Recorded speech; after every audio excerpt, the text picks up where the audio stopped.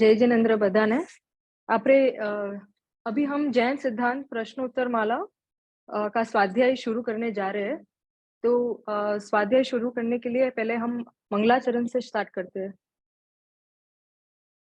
नमो अरिहंताणं नमो सिद्धाणं नमो याणं नमो वज्राय नमो लोये सहसा मंगलम भगवान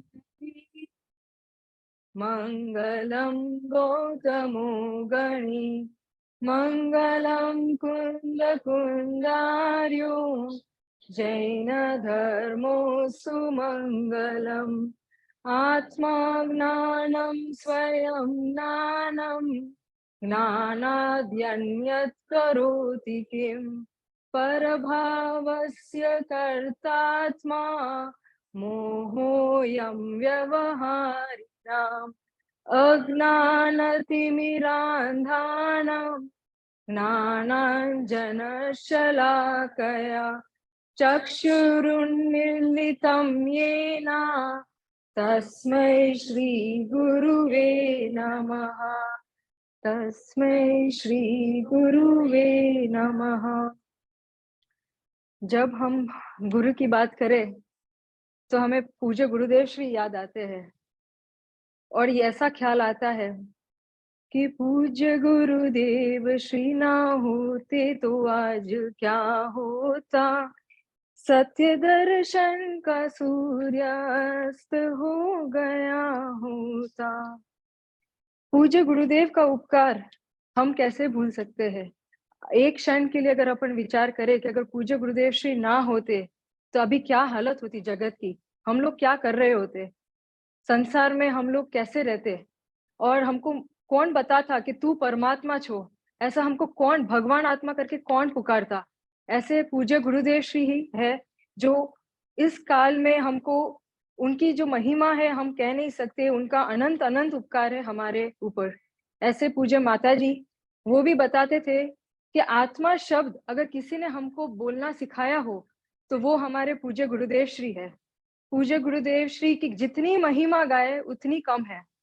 ऐसे हमारे दो ज्ञानी जन पूज्य गुरुदेव श्री और पूज्य माता जी, उनके चरण मस्तक, उनके चरण में हमारा मस्तक सदा के लिए नमन है, नमन है। लास्ट वीक जब हमारा शिविर था तब अतुल भाई, आदरणीय अतुल भाई यहाँ पे आए हुए थे। उन्होंने एक शिष्य का स्वरूप हमें बताया था कि शिष्य कैसे होते हैं। पूज्य माता जी एक आइडल शिष्य के रूप से हमारे सामने एक उदाहरण रूप से है। पूज्य गुरुदेव श्री का जब वो प्रवचन सुनते थे तो कैसे सुनते थे ये हमको पता होना चाहिए कि कैसे सुनते थे। किसी को याद है कि अतुल भाई ने एक एग्जाम्पल दिया था कि शिष्य कैसा होता है, किसी को याद है?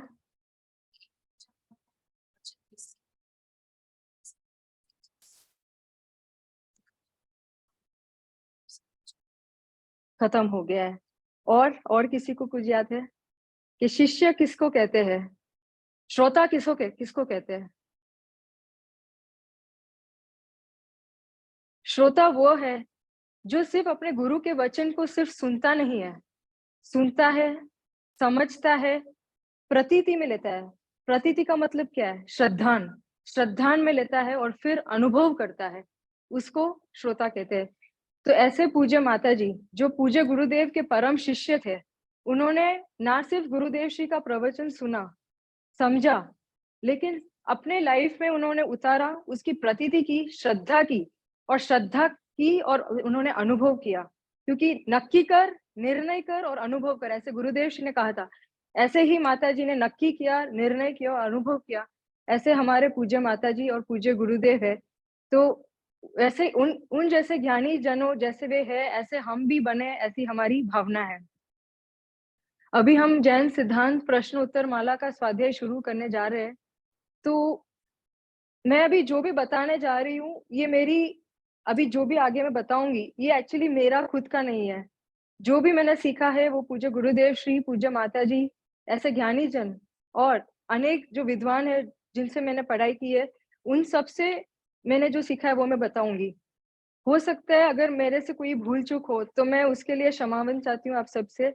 और जो मेरे से ज्यादा ज्यादा जो जिन्होंने अभ्यास किया हो वो जरूर मुझे बताइए अगर मुझे मेरी कोई गलती हुई हो तो ऐसे मैं रिक्वेस्ट करती हूँ। और जूम से जिन्होंने ज्वाइन किया है और जो यहाँ पे बैठे हुए, ये जो अपन सेशन अभी चल रहा है, ये अपना जो स्वाध्याय है ये इंटरेक्टिव सेशन है। तो बीच में कोई भी हैंड रेस कर सकता है जूम में या यहाँ पे भी कोई को प्रश्न हो तो डेफिनेटली पूछ सकता है। तो चलो हम शुरू करते हैं। तो हमने पहले मंगलाचरण लिया। किसी को पता है कि मंगलाचरण कौन से भी शास्त्र शुरू करने से पहले क्यों करते हैं? उसका इम्पोर्टेंस क्या है?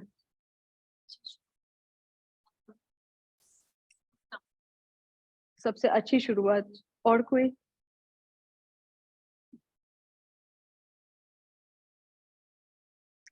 मंगलाचरण का मेन हमारा पर्पस ये है कि हम जो भी कार्य शुरू करें उसका निर्विघ्न रूप से उसका हम फिनिश कर सके, इसलिए हम मंगलाचरण करते हैं।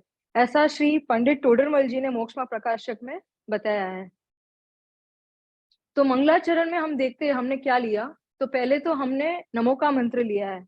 नमो का मंत्र को महामंत्र बोलते हैं। नमो का मंत्र सबको आता है। कोई बता सकता है कोई भी बच्चों में से कि उसका मीनिंग क्या है? नमो का मंत्र में से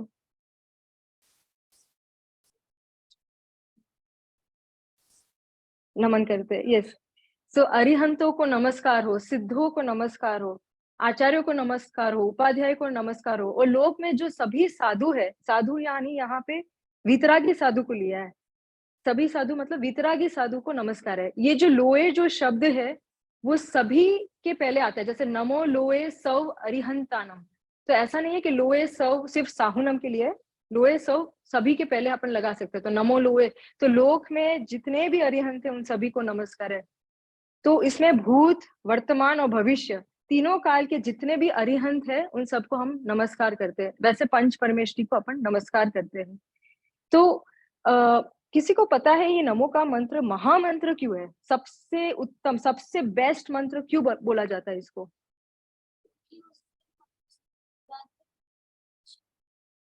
मोक्ष मिल सकता है। ओके। और कोई? Yes, yes, very nice, we are covering everyone. तो इसमें सभी जो अपन इंडिविजुअली जैसे अपन बोलते हैं महावीराय नमः, अजितनाथ नमः, ऐसे यहाँ पे सारे तीर्थंकर एक साथ अपन आ जाते हैं। तो that is one of the reason. लेकिन मेन दो रीजन है। किसी को पता है कि क्यों इसको महामंत्र कहा जाता है? याचना नहीं है। Very nice. एक पॉइंट है कि याचना नहीं है। एक्सीलेंट। और एक पॉइंट ये है कि इसमें किसी व्यक्ति विशेष का नाम नहीं है। आप देखिए यहाँ पे पद को नमस्कार किया गया है। अरिहंत पद, सिद्ध पद, आचार्य पद, उपाध्याय पद, साधु पद, मतलब इन जैसे अरिहंत पद में जो जो गुण होने चाहिए वैसे कोई भी जीव हो तो हम उनको नमस्कार करते हैं। जिस कोई भी जीव ने ऐसा जो गुण प्रकट किया जिसको हम अरिहंत के गुण कहते हैं वैसा प्रकट किया तो हम उनको नमस्कार करते हैं। तो यहाँ गुण की महिमा है, व्यक्ति विशेष का नाम नहीं है। तो इसलिए नमोकार सबसे महामंत्र है। आगे बढ़ते हुए मंगलम भगवान वीरो मंगलम गौतमो बनी, मंगलम कुंद कुंद आर्यो जैन धर्मोस्तु मंगलम। यहाँ मंगलम शब्द का मीनिंग क्या है? किसी को पता है? मंगलम किसे कहते हैं? ट्राई कर सकते हैं। उत्तम। ओके। जी नहीं, शुभम। मंगलम शब्द का यहाँ अगर हम स्प्लिट करें मंगलम शब्द को तो इट इज मम प्लस गल। तो इसका मीनिंग होता है म मतलब मोह, राग, द्वेष, और गल मतलब गलाने वाले को, इसको मंगल कहते हैं। तो मतलब जो हमारे भगवान महावीर है, तो पहले मैं मंगलम भगवान वीरो, तो उनके निमित्त से हमारा जो मोह, राग और द्वेष है उनसे उनके निमित्त से वो गलता है और सुख की प्राप्ति होती है। इसलिए यहाँ मंगलम कहा है। ऐसे ही मंगलम गौतम गणी, भगवान महावीर जो हमारे शासन नायक है, अभी जो हमारा शासन चल रहा है वो उन्हीं का चल रहा है। तो उनके बाद जो गंधर्व हुए वो है गौतम गंधर्व, जो उनके प्रमुख गंधर्व, गौतम गंधर्व उनका नाम लिया हुआ है और उनको उनके निमित्त से हमारे मोह राग द्वेष गलते हैं और हमें सुख की प्राप्ति होती है, इसलिए मंगलम गौतमो गणी। और उसके बाद कुंद आचार्य का नाम लिया है। कुंद आचार्य को कलिकाल सर्वज्ञ देव बोलते हैं। किसी को पता है क्यों बोलते हैं कलिकाल सर्वज्ञ देव? कलिकाल मतलब ऐसे पंचम काल, मतलब हुंडा अवसर्पिणी, अभी जो ऐसा काल है यहाँ पे हुंडा पंचम काल तो वैसे ही बहुत सारे प्रॉब्लम्स ऐसे होते हैं, लेकिन हुंडा अवसर्पिणी पंचम काल मतलब ये बहुत अनंत अनंत काल के बाद ये हुंडा अवसर्पिणी पंचम काल आता है। और ऐसे काल में कुंद आचार्य ने ऐसा काम किया है जैसे सर्वज्ञ भगवान करते हैं, तो इसलिए उनको कलिकाल सर्वज्ञ देव कहते हैं। जैसे कुंद आचार्य देव ने पंच परमागम की रचना की, उसमें सबसे मेन इंपॉर्टेंट शास्त्र हमारा जी समय शास्त्री शास्त्र, उसका गुरुदेव श्री उसकी महिमा करते थकते नहीं थे। वो बोलते थे परमागम नो परमागम छया, ये समय सारजी शास्त्र, इसमें सारे शास्त्रों का निचोड़ आ गया है। ऐसे समय सारजी शास्त्र और जिनके इनके रचयिता जो कुंद आचार्य देव है, इसलिए उनको लिया गया है।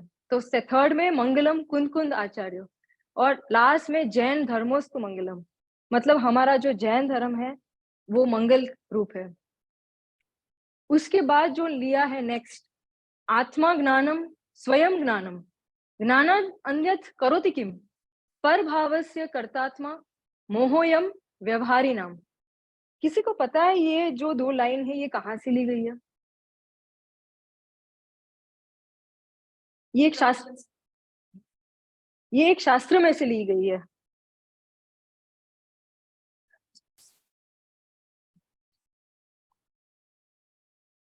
ये समयसार जी में से लिया गया है।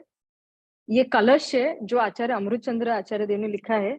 ये कलश नंबर 62 है। इसमें क्या बोलते हैं आचार्य देव कि आत्मा ज्ञानम है। इसको पूज्य गुरुदेव, अगर हम ऐसे ही देखें तो हमको इसका मीनिंग नहीं समझ में आता, लेकिन जब गुरुदेव श्री का प्रवचन अपन पढ़ते हैं तो गुरुदेव श्री ने इसका मीनिंग कितना अद्भुत निकाला है। आत्मा ज्ञानम मतलब आत्मा ज्ञान मूर्ति है। आत्मा ज्ञान मूर्ति है। जस्ट इमेजिन, ज्ञान मूर्ति आत्मा है, मतलब ज्ञान की मूर्ति है। स्वयं ज्ञानम मतलब उसके ज्ञान के लिए किसी और की आवश्यकता नहीं है, वो खुद सेल्फ सफिशिएंट है, उसे पर वस्तु की आवश्यकता नहीं है। अगर अपन एग्जाम्पल में ले, एक टीचर हो क्लास में और बहुत सारे बच्चे हैं, तो टीचर तो इक्वली सभी को पढ़ाती है, लेकिन सभी का ज्ञान जो वो समझता है, सभी बच्चे जो समझते हैं वो अपने अपने अनुसार अलग अलग समझते हैं, राइट? तो ऐसा क्यों? क्योंकि जो ज्ञान होता है वो स्वयं से होता है, पराधीन नहीं है ये ज्ञान। तो इसलिए बोला है आत्मा ज्ञानम स्वयं ज्ञानम ज्ञानान अन्यथ करोति किम, मतलब ज्ञान के अलावा ये आत्मा कर क्या सकता है? पर भाव से कर्तात्मा मतलब पर भावों का करना, ये जो बोलते हैं ये मोही जीव का व्यवहार है। मोहोयम व्यवहारी नाम मतलब मोही जीव का यह व्यवहार है कि वो बोलता है कि मैं पर चीज का कर सकता हूँ। तो कोई पूछ सकता है आप ऐसे कैसे बोल सकते हो कि आत्मा कुछ नहीं करता? मैं तो सुबह से शाम करता ही रहता हूँ ना, स्कूल जाता हूँ, पढ़ता हूँ, ऑफिस में काम करता हूँ, घर का काम करता हूँ, तो कैसे मैं ऐसे कैसे मान सकता हूँ कि मैं कुछ काम नहीं कर सकता? तो इसी के बाद ये जो कलश नंबर 62 है, उसके बाद समय सारजी में एक गाथा आती है, 99वीं गाथा जो कुंद आचार्य देव ने लिखी है। और उस गाथा में उन्होंने ऐसा लिखाया है, पर द्रव्य ने जीव जो करे तो जरूरत तन्मयती बने, पण ते નથી तन्मय अरे तेथी नहीं करता ठरी। आचार्य कुंद देव ने क्या कहा? उन्होंने कहा कि अगर पर द्रव्य का मैं कर सकता हूँ, अगर ऐसा तुम कहते हो, तो पर द्रव्यों को छुए बिना कैसे कर सकते हो तुम? और अगर छूते हो तो दो द्रव्य रहे कैसा? दो द्रव्य एक हो जाए। तो अगर दो द्रव्य तन्मय हो जाता है तो फिर दो द्रव्य रहता नहीं है, वो एक द्रव्य हो जाता है। तो तुम दूसरे द्रव्य को छुए बिना तुम कैसे दूसरे द्रव्य का काम कर सकते हो? इसमें से कई लोगों को शायद नहीं समझ में आ रहा होगा कि मैं क्या कह रही हूँ, क्योंकि द्रव्य शब्द अभी तक हमने देखा नहीं है, जो हम आगे देखेंगे। लेकिन जिनका थोड़ा भी अभ्यास होगा तो उनको ख्याल में आ गया होगा कि इसमें आचार्य देव क्या कहना चाहते हैं कि 2 द्रव्य, उनकी गुण, उनकी पर्याय तीनों अलग है। तो जैसे कि अपन आत्मा का ले तो आत्मा का गुण ज्ञान है और शरीर का गुण स्पर्श, रस, गंध, वर्ण है। तो ज्ञान गुण स्पर्श का कैसे कर सकता है? ज्ञान गुण रस का कैसे कर सकता है? तो मतलब उसका गुण ही अलग है, तो एक द्रव्य दूसरे द्रव्य का कर ही नहीं सकता। तो इसलिए बोलते हैं तो आत्मा क्या कर सकता है? तो ज्ञानान अन्यत् करोति किम? क्या कर सकता है? मतलब कुछ भी नहीं कर सकता। और इसलिए और एक अपन स्तुति में भी आता है, शुद्ध आत्म है मेरा नाम, मात्र जानना मेरा काम। तो उसी से ये भी रिलेटेड है। तो क्वेश्चन हो सकता है, ठीक है, शरीर का तो करता नहीं है क्योंकि पुद्गल है, राग का तो करता है कि नहीं?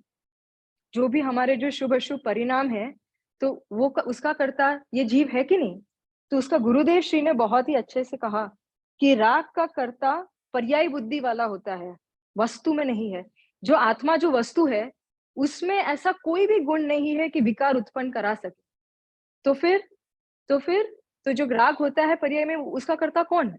तो कहता है पर्यायी बुद्धि वाला उसका कर्ता है।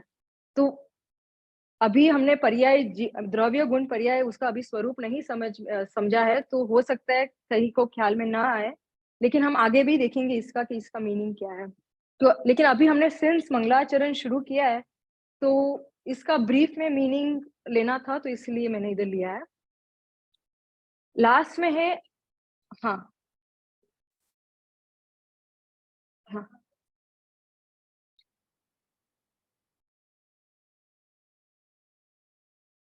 वो मोही जीव का व्यवहार है। मोही जीव जिसको मोह है। हाँ, वांधो नहीं। जिस मानता है। तो मोही जीव का ऐसा व्यवहार है कि वो कहता है कि मैं पर का कर सकता हूँ, लेकिन असल में ज्ञानी जन तो जानते हैं कि ये जीव कुछ नहीं कर सकता।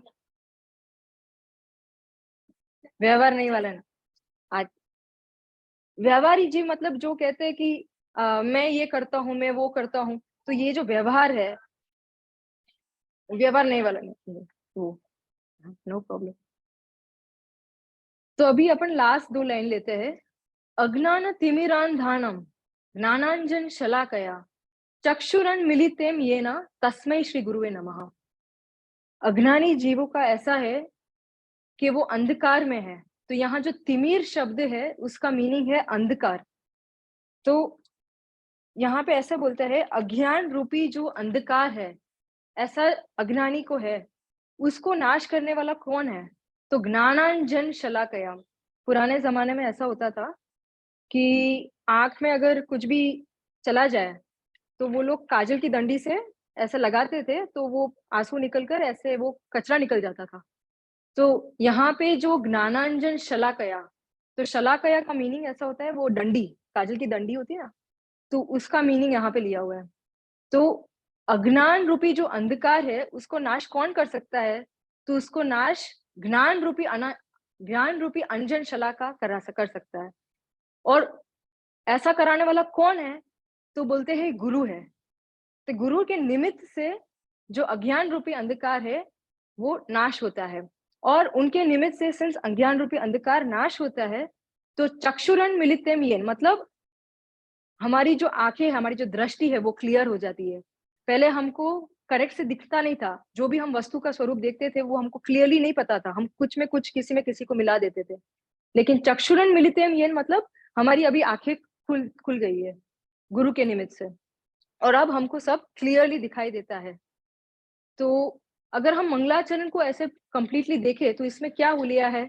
तो सबसे पहले तो अपने जो पंच परमेष्ठी है, उनको नमस्कार किया है, उनको याद किया है। उसके बाद जो गुरु परंपरा है, कि कहाँ से ये जो जैन सिद्धांत प्रश्न उत्तर माला है, ये कोई कल्पना से नहीं है। ये हमारे भगवान महावीर जो वीतरागी और सर्वज्ञ थे, उनके द्वारा कहा गया हुआ और उनकी वाणी में जो आया था ओमकार ध्वनि में, वो गौतम गंधर्व ने उनको सुना और 14 अंक की रचना की। 14 अंक की रचना की और फिर कुंद आचार्य देव को वो परंपरा से मिला, उन्होंने शास्त्र में लिखा। तो ऐसे परंपरा से हमको ये मिला है। और उसके बाद ये परंपरा बताने के बाद आत्मा का स्वरूप बताया है कि आत्मा कैसा है, कि ज्ञानम है, आत्मा स्वयं ज्ञानम है, उसको पर की आवश्यकता नहीं है। और जो पर भाव का करता है वो व्यवहारी जीव का मोह है। और लास्ट में क्या कहा कि अज्ञान तिमिरांधानम ज्ञानांजन शलाकया, मतलब अज्ञान रूपी जो अंधकार है वो गुरु के निमित्त से ही नाश होता है। और वो अज्ञान रूपी अंधकार कैसे नाश होता है, तो कहते हैं ज्ञानांजन से शलाकया, मतलब ज्ञान से नाश होता है। तो ज्ञान की महिमा हमें आनी चाहिए, और जो हमारी जो चक्षु है, मतलब जो दृष्टि है, वो हमारी क्लियर होती है।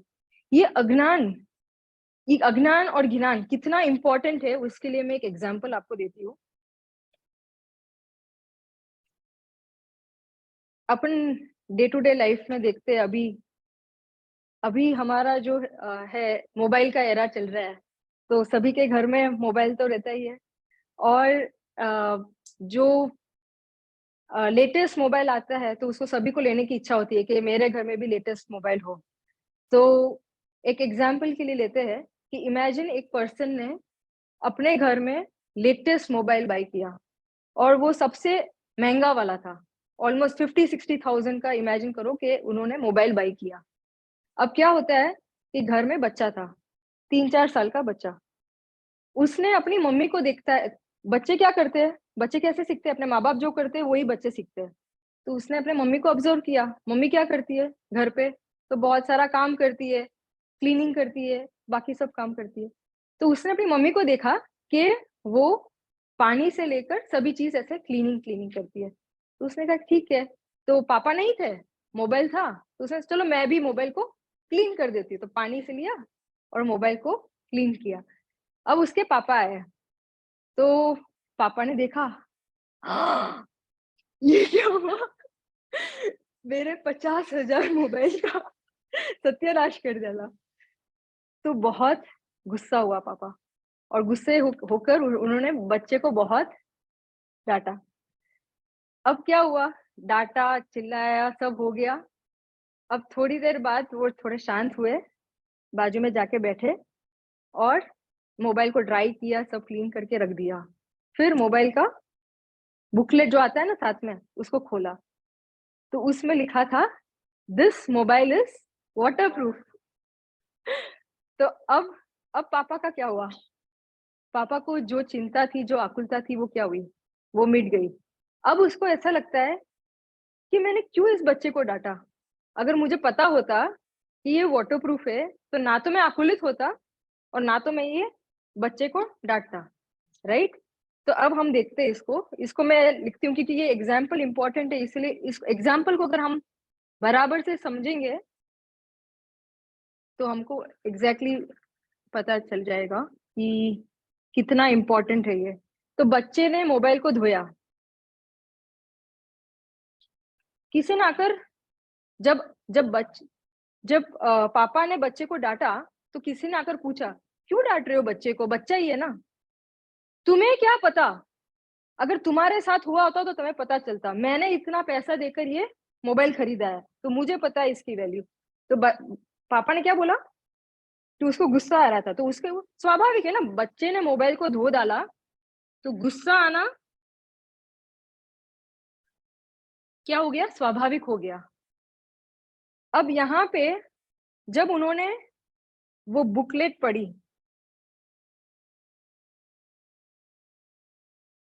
तो बुकलेट में क्या था कि ये मोबाइल वाटरप्रूफ है। तो उनका ये बुकलेट पढ़ने के बाद क्या हुआ, जो अज्ञान था उसका नाश हुआ, राइट। और साथ में उनको श्रद्धा भी थी कि ये बुकलेट का सही है। सिर्फ इतना नहीं कि बुकलेट पढ़ा और मान लिया, उनको पता था कि ये जो बुकलेट है ये एक्चुअल में करेक्ट है, तो इसका मैं विश्वास कर सकता हूँ। तो उनको श्रद्धा हुई। तो उसके बाद क्या हुआ, तो ये जो गुस्सा आया था, ये गुस्सा आने का मतलब क्या होता है कि आकुलता। और किसी को पता है कि आकुलता मतलब क्या, अपन एंजाइटी, और अपन जैन धर्म में आकुलता को बोलते हैं दुख। दुख का डेफिनेशन है आकुलता। तो मतलब बच्चे ने मोबाइल धो डाला, तो हम क्या सोचते हैं कि ऑब्वियसली ऐसा कुछ होता तो हमको गुस्सा ही आता ना। लेकिन मेन प्रॉब्लम क्या था कि उसको अज्ञान था, उसने बुकलेट से पढ़ा नहीं कि ये वाटरप्रूफ है। तो अगर उसको पता होता, तो उसको पता होता और श्रद्धा होती कि ये बुकलेट करेक्ट है, तो फिर उसको आकुलता दुख नहीं होता। ओके, अब हम इसी को कंपेयर करते हैं हमारी लाइफ से। शरीर में ब्लू लो, ओके।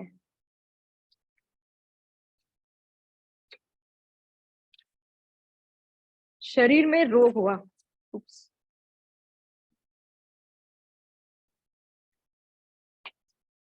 शरीर में रोग हुआ, तो अब हम क्या कहते हैं, जनरली संसार में सभी जीव क्या बोलते हैं कि रोग हुआ तो क्या होगा,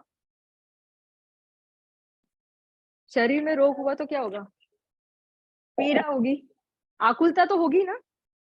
ऐसा क्या कौन मानता है, अज्ञानी जन।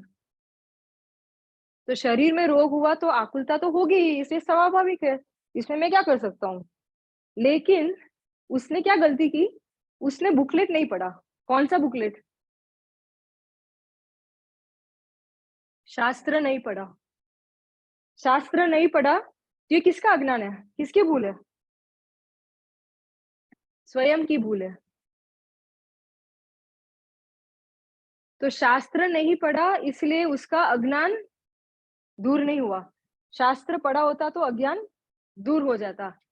और कई जीव हम लोग जैसे हम सब है, तो हम लोग शास्त्र तो पढ़ते हैं, लेकिन क्या नहीं होती, श्रद्धा नहीं होती।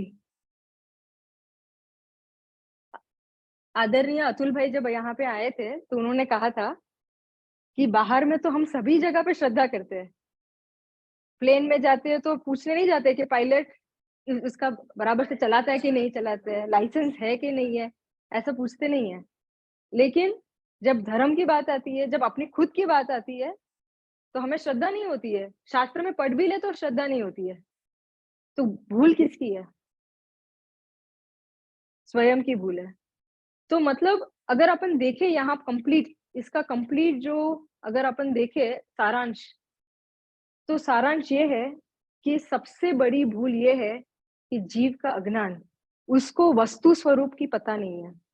अगर उसको वस्तु स्वरूप की पता थी कि ये मोबाइल वाटरप्रूफ है, तो उसको गुस्सा नहीं आता। लेकिन वस्तु स्वरूप तो मेन क्या है,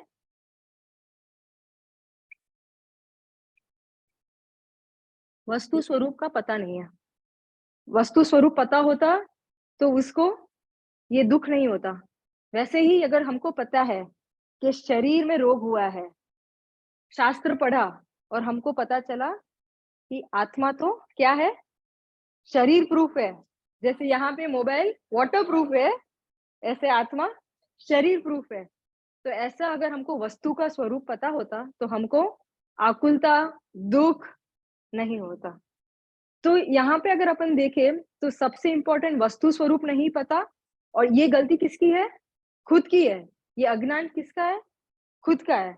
और अज्ञान भी है, और साथ में अगर पढ़ भी लिया तो फिर श्रद्धा नहीं करता ये जीव, तो ये भी किसकी गलती है, खुद की है। तो ये सबसे, तो हमने जो अभी लास्ट जो मंगलाचरण लिया था, if you can bring up that, last line में क्या किया था, अज्ञान तिमिरान धाना, मतलब अज्ञान ये अंधकार है, हमको वस्तु जैसी है वैसे देखने नहीं देता ये अज्ञान। और उसको ज्ञान, उसको नाश करने वाला है वो ज्ञान है।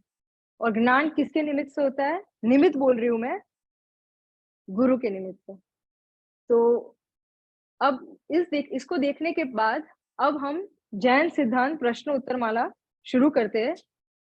किसी को याद है कि जैन सिद्धांत प्रश्न उत्तर माला, उसमें जैन शब्द का मीनिंग अतुल भाई ने क्या बताया था, वस्तु स्वरूप को असल में पहचाना, वेरी नाइस। उन्होंने कहा था कि वस्तु स्वरूप की प्रतीत करना जो करता है उसको जैन कहते हैं।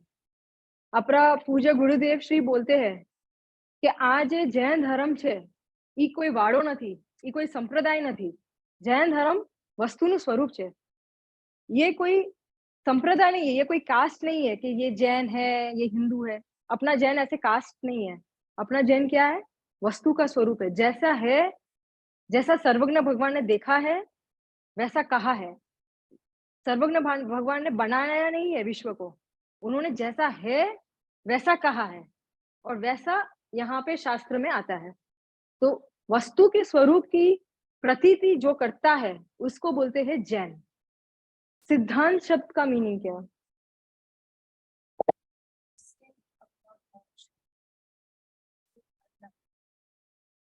Very nice.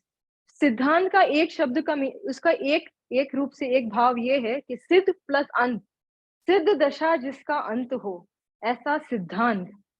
तो एक मीनिंग तो वो है, और दूसरा मीनिंग जो अतुल भाई ने बताया था हमको, वो ये है कि वस्तु स्वरूप की यथार्थ प्रतीति कराने वाला जो न्याय है उसको बोलते हैं सिद्धांत। कोई बोल सकता है, रिपीट कर सकता है बच्चों में से सिद्धांत का मीनिंग? अभी मैंने जो बोला, वस्तु स्वरूप की यथार्थ प्रतीति कराने वाला जो न्याय है उसको सिद्धांत बोलते हैं। और कोई बोलना चाहेगा? क्योंकि हमको तो ये याद करना है, तो कोई बोल सकता है वापस सिद्धांत का डेफिनेशन?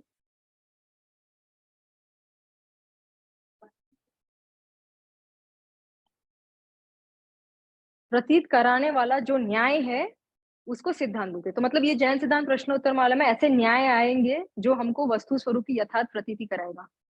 ठीक है, अब कमिंग टू प्रश्न उत्तर माला। अगर हमें प्रश्न उत्तर माला, इसका मीनिंग, अभी तक हमने जैन का मीनिंग देखा, सिद्धांत का मीनिंग देखा और प्रश्न उत्तर माला। तो प्रश्न उत्तर माला होता है क्या? Question and answer. इसका अगर हमको मीनिंग एक्चुअली गहराई से समझना है तो हमको हिस्ट्री में जाना होगा। तो Labdhi, if you can go to प्रस्तावना।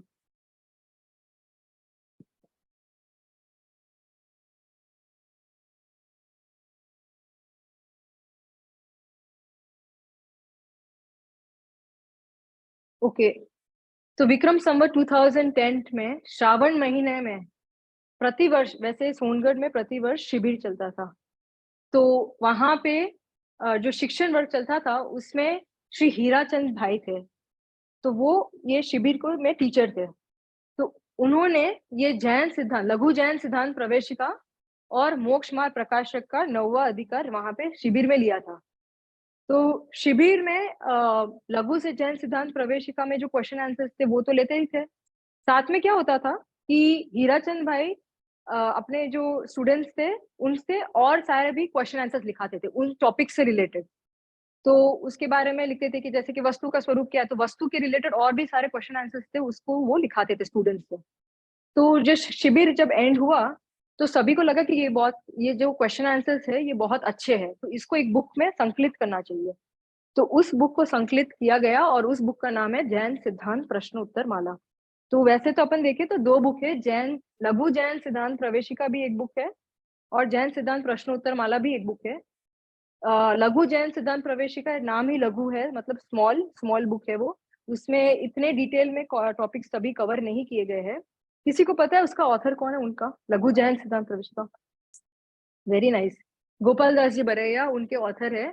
उनकी भी स्टोरी बहुत ही इंटरेस्टिंग है, कभी टाइम मिले तो जरूर पढ़िएगा कि गोपाल दास जी बरैया कैसे अपने जैनिज्म में कन्वर्ट हुए और कैसे उन्होंने फिर इतना योगदान दिया ये शास्त्र बनाने में। और हाँ, तो उसमें जो लघु जैन सिद्धांत प्रवेशिका में जो टॉपिक्स थे वो कवर किए थे, और मोक्ष प्रकाशक तो नवा अधिकार जो उसमें है उसका भी इसमें अगर अब हमको झलक दिखेंगी तो इसमें इस बुक में जैन सिद्धांत प्रश्न उत्तर माला में टोटल 10 अधिकार है, 10 अधिकार है। तो इस 10 अधिकार में जो भी हमको एक एक मुमुक्षु को अगर जो भी बेसिक जो शुरू करना चाहता है अपना स्वाध्याय, तो उसके लिए जो भी टॉपिक्स है जैसे निमित्त उपादान है, निश्चय व्यवहार है और अपना सर्वज्ञ का स्वरूप है, ऐसे बहुत सारे 6 कारक है, उस सबका इसमें डिटेल से डिस्क्रिप्शन इस बुक में दिया गया है क्वेश्चन आंसर के रूप में। तो इसलिए इसका नाम है जैन सिद्धांत प्रश्नोत्तर माला।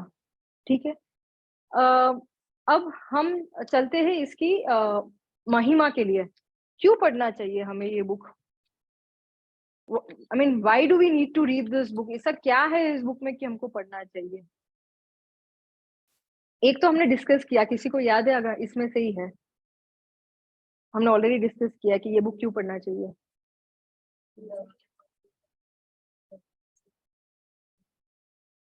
जो बेसिक नॉलेज होना चाहिए। वस्तु स्वरूप, वेरी नाइस।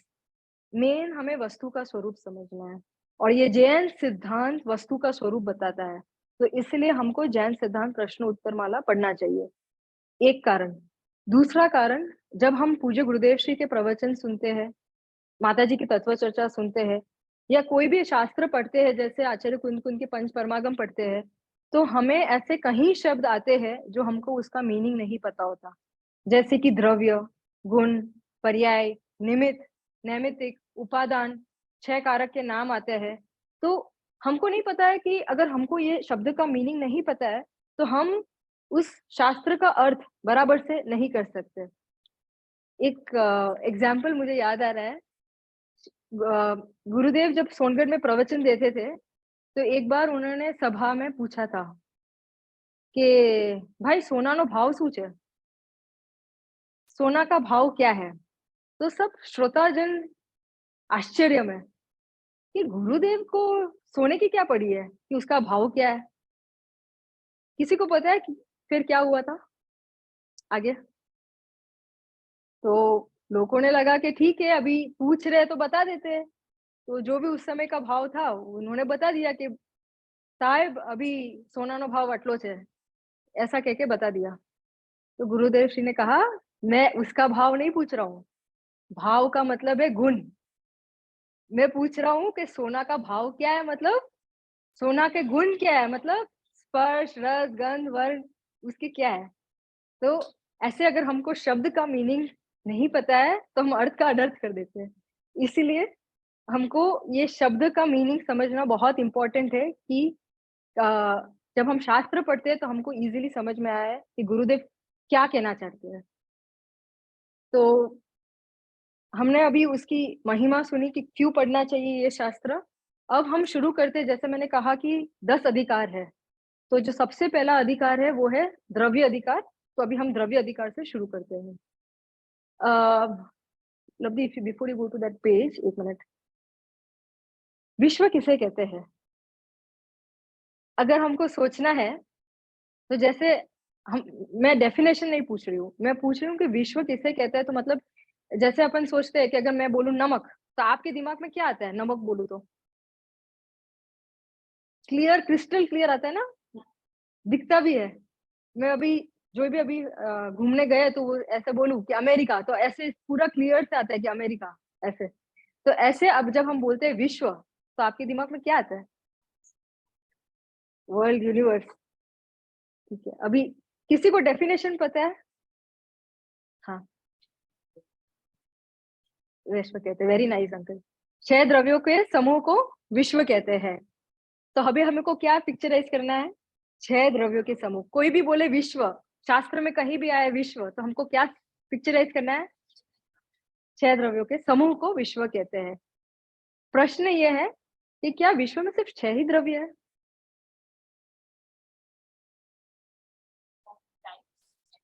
Excellent, excellent. उन्होंने क्या कहा कि बाय टाइप, मतलब जाति अपेक्षा सिर्फ 6 द्रव्य है।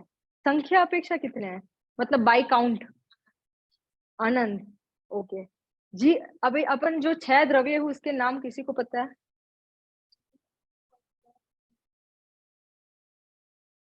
हाँ, ओके। जीव, अजीव, जीव, पुद्गल, धर्म, अधर्म, आकाश और काल। Okay, very nice.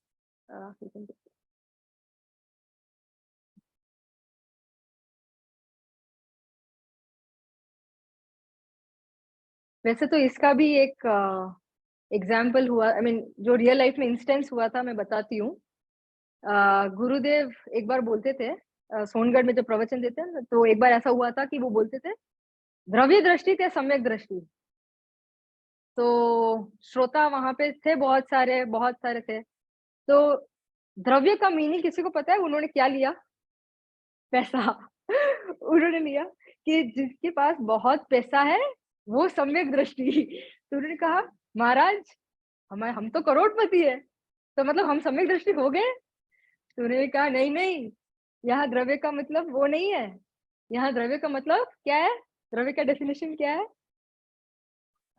गुणों के समूह को द्रव्य कहते हैं। तो वैसे ओके, ठीक है। तो हम वापस जाते हैं विश्व में। 6 द्रव्यों के समूह को विश्व कहते हैं। अब कोई पूछ सकता है कि मैं कैसे विश्वास कर लूं कि 6 द्रव्य है दुनिया में? आप बोल रहे हो ठीक है, मैं बता रही हूँ कि ठीक है 6 द्रव्य है। मुझे तो सिर्फ 2 ही द्रव्य दिखाई दे रहे हैं। ठीक है, पता चलता है। अभी अपन बच्चे को भी स्कूल में भेजे तो वो क्या सिखाते हैं वहाँ पे teacher? Living and non living things. मतलब लिविंग मतलब हम जीव, नॉन लिविंग थिंग मतलब पुद्गल। वैसे तो उसका भी डेफिनेशन अपने धर्म के हिसाब से थोड़ा अलग है, लेकिन स्थूलता से मैं अगर बोलूँ तो लिविंग, नॉन लिविंग थिंग। बाकी आकाश, धर्म, अधर्म, आकाश, काल किसने देखा है? तो फिर है कि नहीं है? किसने देखा है? सर्वज्ञ भगवान ने देखा। अच्छा चलो मैं एक क्वेश्चन पूछती हूँ आप सभी को। आपको जो क्रोध परिणाम कभी-कभी होता है, आपने देखा है? परिणाम की बात कर रही हूँ मैं। दिखाई दे वाला क्रोध नहीं बता रही हूँ मैं, परिणाम। एक्सपीरियंस किया है ना? तो मतलब है ना? मतलब भले दिखता नहीं है, अंदर में है, क्रोध है, ऐसा पता चलता है, राइट? तो एक्सपीरियंस से किया हुआ है। वैसे हम में से कितने लोगों ने मून पे ट्रैवल किया है? किसी ने नहीं। तो विश्वास कैसे कर लेते हो कि मून है? किसी ने पिक्चर डाल दिया नेट पे और हमने विश्वास कर दिया कि है मून।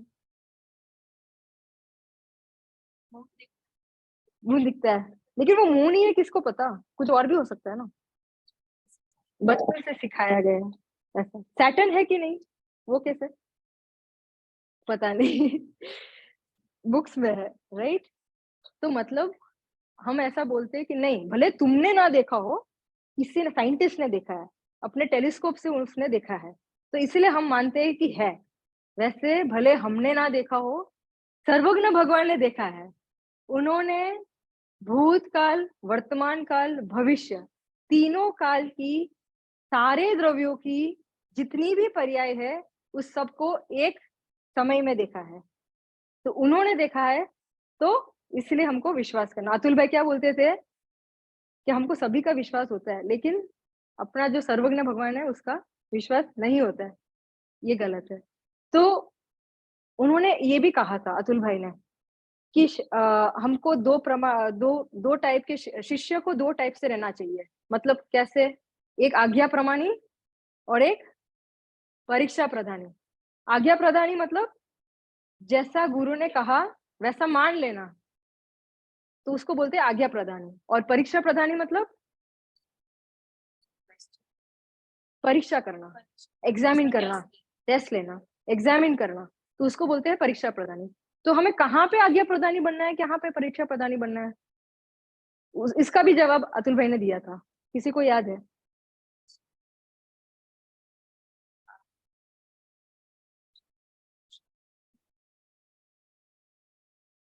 आज्ञा प्रदानी हमको तब रहना है जब आत्मा की बात ना की जा रही हो। आत्मा के सिवाय जब बाकी दुनिया की जो भी बात कर रही हो, करना नहीं हो की बात हो रही हो, हमको तो पता नहीं, तब आज्ञा प्रदानी बनना। परीक्षा प्रदानी कब बनना? जब भी आत्मा की बात होए, हे उपाधि की बात होए कि ये अच्छा है, ये बुरा है आत्मा के लिए, तब परीक्षा प्रदानी बनना। तब यूं ही मत मान लेना कि जो कह रहा है सही कह रहे हैं। तब परीक्षा करना। क्यों परीक्षा करना? क्योंकि तुम परीक्षा कर सकते हो उस चीज का, वो प्रयोजनभूत तत्व है। आत्मा तुम्हारे लिए, आत्मा कौन है? आत्मा यानी कौन? अगर एक शब्द में डिफाइन करना है, मतलब कौन? मैं। एक्सीलेंट। हमेशा याद रखना, जब भी अपन शास्त्र पढ़े, गुरुदेव श्री का प्रवचन सुनने, तो आत्मा जहां जहां शब्द आता है वहां पे मैं लगाना। मेरी बात चल रही है, किसी और की नहीं, मेरी बात। तो जब आत्मा की बात चल रही हो, जब मेरी बात चल रही हो, तब परीक्षा प्रदानी कहना। तो परीक्षा प्रदानी मतलब गुरुदेव बोल रहे हैं कि राग द्वेष आकुलता स्वरूप है। तो मुझके भासते कि नहीं है आकुलता स्वरूप? नहीं भासते तो मतलब क्यों नहीं भासते? परीक्षा करना। उपयोग को जैसे अतुल भाई बोलते तो जीना करके देखना कि, जैसे कि एग्जाम्पल में बताती हूँ अभी स्थूल रूप से। कोई बोलता है कि दया में कहाँ आकुलता है? तो एक कुत्ता जा रहा था, उसको हमने रोटी दी। अभी रोटी दी तो वो कुत्ता जब तक खाता, दूसरा कुत्ता आके खा लिया। तो अब हमको आकुलता हुई कि यार, दया आया कि इसको खाना चाहिए, करुणा आई कि उसको वो खाए। लेकिन जब तक वो खाता, दूसरा खा लिया। तो हमको आकुलता है कि यार, मैंने इसको नहीं दिया था, लेकिन इसने वो नहीं खा पाया। तो ये जो दया का भाव, ये स्थूलता से एग्जाम्पल, लेकिन अपन सूक्ष्मता से अपन देखे, दया का भाव कर्तृत्व का भाव है, और जो कर्तृत्व का भाव है वो आकुलता का भाव है। तो इसलिए जो भी जब गुरुदेव बोलते हैं आत्मा के बारे में, तब हमको परीक्षा करना है। तो अभी जब बोलते हैं 6 द्रव्यों के समूह को विश्व कहते हैं, तो आज्ञा प्रमाणी होना, क्योंकि आज्ञा या हम अभी देख नहीं सकते जैसे सर्वज्ञ भगवान ने देखा है, तो इस हिसाब से हमको मानना चाहिए कि 6 द्रव्य है। अभी और एक बात लेते हैं कि ये विश्व को किसी ने तो बनाया होगा। नहीं, ब्रह्मा ने बनाया होगा। कैसे प्रूव कर सकते हो? बनाया हो सकता है, किसने देखा है? नहीं, कुछ तो लॉजिक होना चाहिए ना। अनंत काल से है। एक्चुअली करेक्ट है, आपका आंसर करेक्ट है। लेकिन हम प्रूव कैसे करें कि विश्व अनंत काल, ये सब विश्व, ये 6 द्रव्य, ये सभी अनंत काल से, कैसे प्रूव करें? हो सकता है ब्रह्मा ने बनाया हो। ब्रह्मा को किसने बनाया? Very nice. ब्रह्मा को किसने बनाया? ब्रह्मा ने कहाँ खड़े होकर ये विश्व को बनाया? अगर ब्रह्मा ने बनाया, तो ब्रह्मा स्वयं एक जीव है कि नहीं है? तो जीव द्रव्य मतलब पहले से था। और उसको सामग्री कहाँ से मिली बनाने के लिए? तो मतलब सामग्री थी, मतलब पुद्गल द्रव्य था कि नहीं था? और मतलब वो एक जगह से दूसरी जगह जाते होंगे कि नहीं जाते होंगे? तो जाते होंगे तो धर्म द्रव्य था कि नहीं था? और रुकते होंगे, ठहरते होंगे, तो मतलब अधर्म द्रव्य था कि नहीं था? और जहाँ पे रुकते थे वहां पे कुछ क्षेत्र था कि नहीं था? मतलब आकाश द्रव्य था कि नहीं था? और जो परिवर्तन हुआ काल द्रव्य, तो मतलब जब सब कुछ था तो ब्रह्मा ने किया क्या? First point. सेकेंड पॉइंट, अगर ब्रह्मा ने विश्व को क्रिएट किया है, तो उसने ऐसे जीवों को क्यों क्रिएट किया जो उसके ही विरोधी हो, जो उनको नहीं मानते हो? कई ऐसे जीव है संसार में जो ब्रह्मा को नहीं मानते, तो उन ही इज द गॉड, तो उनको ऐसा नहीं बनाना चाहिए था ना, जो सब उसको माने ऐसा बनाना चाहिए था। मतलब ब्रह्मा नहीं है क्रिएटर। और फर्स्ट ऑफ ऑल और एक चीज ये भी है कि ऐसे भगवान हम किसको कहते हैं? भगवान का डेफिनेशन क्या है? किसको हम भगवान कहे? किसी को पता है भगवान का डेफिनेशन? सर्वज्ञ हो, वितरागी हो, मतलब किसी के ऊपर राग द्वेष ना हो। इसका एक एग्जांपल देती हूँ मैं। अगर किसी के ऊपर अगर आपको राग होगा, जैसे कि फॉर एग्जांपल एक पदवी के ऊपर राग है कि मुझे ये पोजीशन चाहिए ऑफिस में, तो उसके लिए आप क्या करोगे? नो मैटर व्हाट, मुझे वो पोजीशन चाहिए, उसके लिए चाहे जो भी करना पड़े, झूठ बोलना पड़े, ये करना पड़े, मायाचारी करना पड़े, I am ready, hard work करना है। तो मतलब ये जीव राग में इतना अंधा हो जाता है कि उसको पता भी नहीं चलता कि चार कशाएं कहाँ से खड़ी हो जाती है, क्रोधमान माया लोग। तो मतलब ये राग द्वेष दोनों में से, तो हमारे भगवान ऐसे नहीं है। उनको किसी के प्रति ऐसा नहीं है कि ये मेरा मित्र है, ये मेरा दुश्मन है, सभी इक्वल। तो वितरागी होते हैं, वो ही सच्चा उपदेश दे सकते हैं, और इसलिए हमारे भगवान वितरागी है। तो मतलब ब्रह्मा वितरागी नहीं है, क्योंकि उन्होंने ऐसे, अगर वो बनाते तो ऐसे रागी द्वेषी दुनिया क्यों बनाते? दैट प्रूव्स के उन्होंने रागी, अगर वो बनाते तो रागी द्वेषी दुनिया बनाई, तो मतलब वो नहीं हो सकते, वितरागी नहीं हो सकते। तो मतलब ऐसा कुछ है ही नहीं। तो अभी तक हमने ये देखा कि विश्व को किसी ने नहीं बनाया है, राइट? ब्रह्मा ने नहीं बनाया।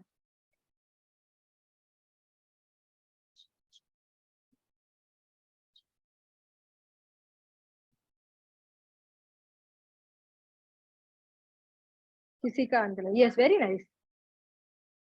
यस, बनाया नहीं। यस, अस्तित्व गुण है।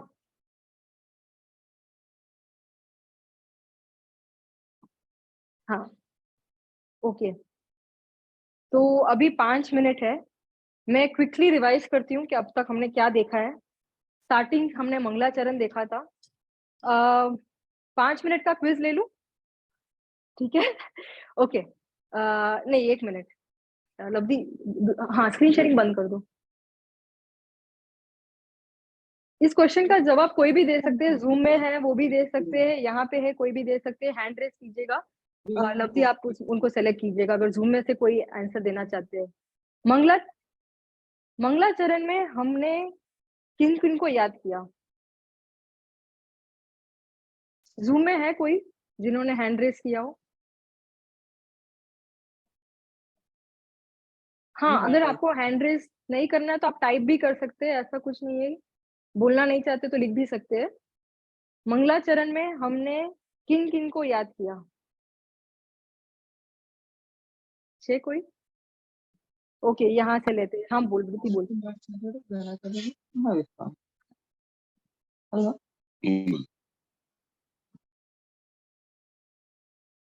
जैन धर्म को। ओके, और उसके बाद 4 पंक्तियां थी उसमें।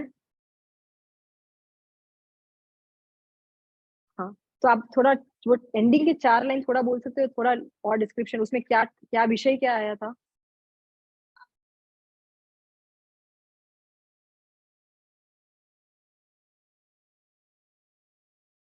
अज्ञान नाश कर कर ज्ञान कराने में गुरु निमित्त होते हैं, इसलिए हमको उन्होंने नमस्कार किया। तस्मै श्री गुरुवे नमः, मतलब हम उनको नमस्कार करते हैं।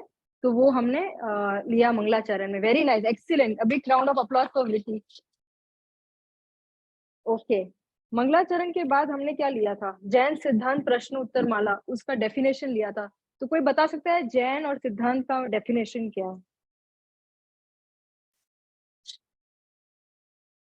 जैन का डेफिनेशन, सिद्धांत का डेफिनेशन। जूम में से भी किसी को बोलना है तो बोल सकते हैं।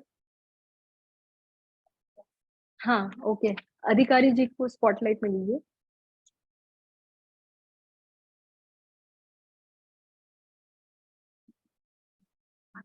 हाँ ठीक है, उनको अनम्यूट कर दीजिए। हाँ, अंकल आप वस्तु स्वरूप जैन जैन बोलते हैं। वस्तु स्वरूप का वस्तु स्वरूप, वस्तु स्वरूप, यस, वस्तु स्वरूप को जो प्रतीत करता है उसको जैन कहते हैं। और सिद्धांत का डेफिनेशन किसी को पता है? सिद्धांत, हाँ तो हाँ, रेडमी से जिन्होंने ज्वाइन किया है वो प्लीज अनम्यूट करके बताइए।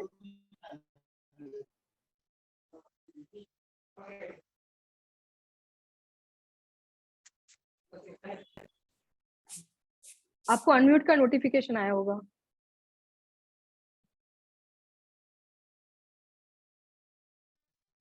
सिद्धांत वर्ड का डेफिनेशन, जैन मतलब वस्तु स्वरूप की जो प्रतीत करता है उसको जैन कहते हैं।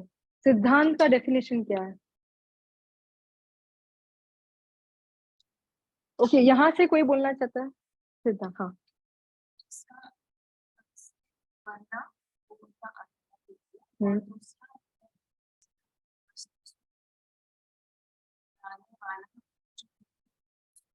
एक्सीलेंट, बहुत ही परफेक्ट डेफिनेशन भाभी ने दिया है।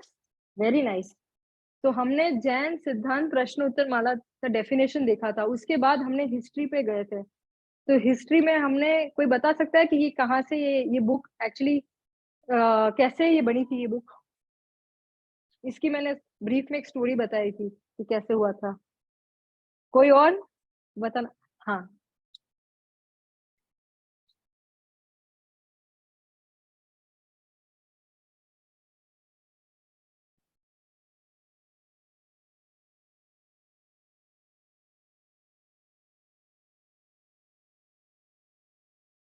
Very nice, excellent, a big round of applause for दीदी। हेलो। लघु जैन सिद्धांत प्रवेशिका उन्होंने हीराचंद भाई ने वहां पे शिविर में ली थी, उसके साथ मोक्ष मार्ग प्रकाशक भी लिया था। और दोनों का जब वो पढ़ा रहे थे तो बहुत सारे क्वेश्चन आंसर्स हुए थे स्टूडेंट्स और टीचर के बीच में, और उन्होंने भी लिखाया था। तो उसके बेसिस पे ये बुक बनी थी, जैन सिद्धांत प्रश्न उत्तर माला। ओके, हाँ, ले लें। श्रेया जी आप अनम्यूट कर सकते हैं। जय जिनेन्द्र। जय जिनेन्द्र। भी आप जो क्वेश्चंस वहां पे पूछ रहे हैं और जो आंसर्स दे रहे हैं वो हमें यहाँ पे जूम में नहीं सुनाई दे रहे आंसर्स, तो आप प्लीज रिपीट कर दे जो वो आंसर्स दे रहे हैं वो। हाँ जी, श्योर श्योर। तो उन्होंने अभी रिंकू दीदी ने जवाब दिया था। उन्होंने बताया कि लघु जैन सिद्धांत प्रवेशिका जो शिविर में लघु जैन सिद्धांत प्रवेशिका के ऊपर जब डिस्कशन हुआ था तो वहां पे टीचर और स्टूडेंट के बीच बहुत लाइक क्वेश्चन आंसर ऐसे हुए थे। तो वहां पे स्टूडेंट्स ने सब क्वेश्चन आंसर नोट डाउन किए थे और एंड में ये बुक प्रकाशित हुई थी। तो इस बुक का नाम वैसे जैन सिद्धांत प्रश्न उत्तर माला हुआ। तो ऐसे उन्होंने बताया। तो ठीक है, ओके। ठीक है। आगे हम बढ़ते हैं। तो हमने हिस्ट्री देखी, उसके बाद हमने महिमा देखी। कि क्यों ये जैन सिद्धांत प्रश्नोत्तर माला हमें पढ़ना चाहिए, क्यों पढ़ना चाहिए? एक्सीलेंट, अज्ञान दूर करने के लिए। हमने अज्ञान देखा था कि अज्ञान कितना खतरनाक है, हमको दुखी कराने में के लिए ये अज्ञान ही द मेन कल्प्रिट। अज्ञान और मिथ्यात्व, ये श्रद्धा उल्टी मान्यता अगर मैं लूं तो मतलब मिथ्यात्व और अज्ञान, ये दोनों बड़े से बड़े कल्प्रिट है। तो इसके दूर करने के लिए, और ये उल्टी श्रद्धा किसकी उल्टी श्रद्धा? वस्तु स्वरूप की उल्टी श्रद्धा, ये हमें नहीं पता इसलिए हम दुखी होते हैं। तो इसके लिए हमें जैन सिद्धांत प्रश्नोत्तर माला पढ़ना चाहिए। एक कारण वो, दूसरा कारण एक्सीलेंट, यस। तो अभी अर्पिता भाभी ने बताया कि टर्मिनोलॉजी समझने के लिए और अर्थ का अनर्थ ना हो जाए, इसके लिए हमें ये जैन सिद्धांत प्रश्नोत्तर माला पढ़ना चाहिए। Very nice. तो हमने महिमा देखी और उसके बाद हमने विश्व का डेफिनेशन देखा। तो कोई बता सकता है विश्व का डेफिनेशन? 6 द्रव्यों के समूह को विश्व कहते हैं। और विश्व कैसा है, किसी ने बनाया है? अनादि अनंत है। Very nice. तो आज के सेशन में हमने ये चीजें देखी, मंगलाचरण देखा, उसका मीनिंग, जैन सिद्धांत प्रश्नोत्तर माला का मीनिंग, हिस्ट्री देखी, महिमा देखी कि क्यों पढ़ना चाहिए, और फिर विश्व के बारे में हमने थोड़ा देखा। नेक्स्ट क्लास में हम विश्व के और डिटेल में देखेंगे, उसका स्वाध्याय करेंगे। तो अब हम जिनवानी स्तुति से एंड करें। सब लोग हाथ जोड़ ले। हे जिनवानी भारती तो ही जपो दिन रे, जो तेरी शरणा गए सो पावे सुख चैन, जावानी के ज्ञान से सूझे लो कालो, सोवानी मस्तक नमो सदा देत होंगो। जयकार से एंड करते हैं। बोलिए श्री ऋषभादि पर्यंत 24 तीर्थंकर भगवान नो जय हो। बोलो श्री सीमंदर आदि विहरमान 20 तीर्थंकर भगवान नो जय हो। बोलो श्री कुंद कुंद आचार्य महान मुनिराज नो जय हो। बोलो श्री सद्गुरु देव नो जय हो। प्रशम मूर्ति भगवती मात नो जय हो। सनातन जैन धर्म नो जय हो। जय जिनेन्द्र।